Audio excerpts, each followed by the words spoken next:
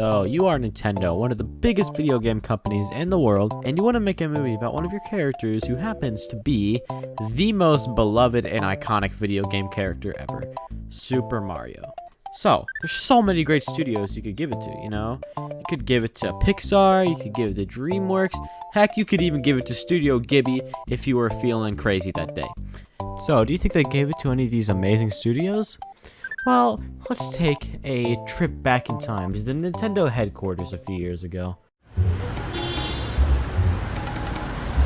Alright guys, we gotta figure out which studio we're gonna hire to make this movie. Shiguro, Reggie, what do you think? I think we should give it to DreamWorks. They have amazing animation. I think we should give it to Pixar. They have amazing storytelling and beautiful animation. Both of you, get out! Terrible ideas! How about the fuckers that made Minions? Oh, hell yes! And honest to God, that's how I think the Illumination was chosen. So, the Mario movie. Nintendo finally took their biggest IP and slapped it into theaters.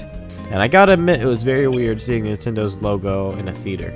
So, this movie, it's perfectly fine. It's just okay.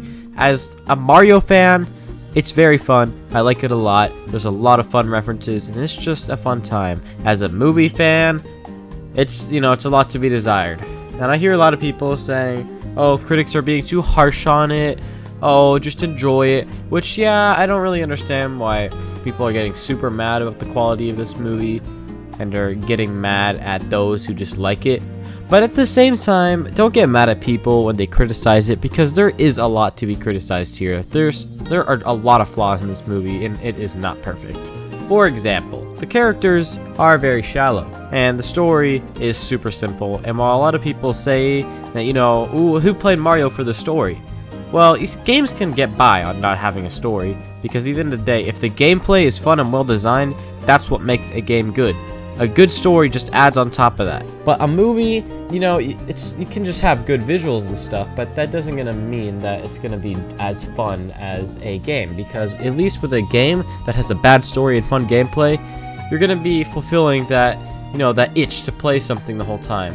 But when you're watching a movie, you want to have that itch filled for a good story, and the Mario movie doesn't really satisfy that, but it is just a lot of fun. Like, this is one of the only movies with a perfectly mediocre story that I would watch multiple times again just because of how fun it is. It moves by so fast. It's an hour and a half long, which, yeah, it's pretty short compared to all the long movies coming out. Avatar being 3 hours, Beau is Afraid being 3 hours, Martin Scorsese's movie being 3 hours and 26 minutes. Movies are getting longer.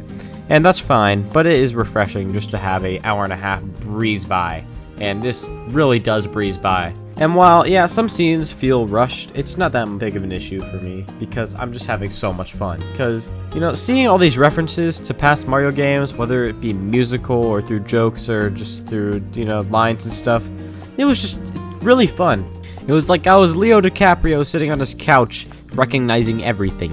Probably my favorite thing while watching the movie was trying to figure out the musical references, because the score references a lot of Mario music. I didn't expect a lot of music from 3D World, and there was a lot of music from 3D World. Yeah, that was pretty surprising. And the whole score is just fantastic. There's so many references. There's Odyssey references, there's 64 references, there's 2D Mario references, everything. There's a lot of references. They even had a reference to the Mario Kart 8 menu theme. But the biggest thing I want to talk about is the voice acting, which is great across the board, if two characters count across the board, because everybody else besides Bowser and Luigi they're fine. They're fine.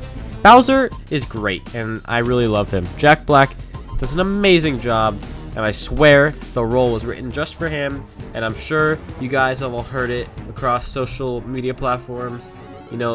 Hear people spamming the Peaches song, and that song is a masterpiece, and no one can tell me otherwise.